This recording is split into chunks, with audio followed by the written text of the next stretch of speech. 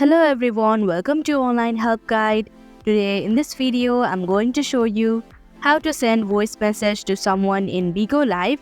So without any further ado, let's get started. First of all, open Bigo Live application.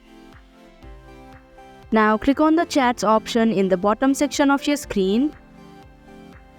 Open the chat of the person to whom you want to send the voice message.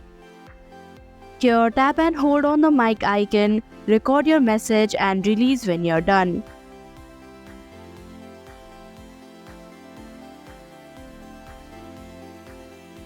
So that is how you can send voice message to someone in Bigo Live application. Thank you for watching Online Help Guide. Hope this video was helpful. If it was, hit the like button and comment down if you have any questions or feedback. Also, if you are new to our channel, subscribe and hit the bell icon so that you don't miss our upcoming videos.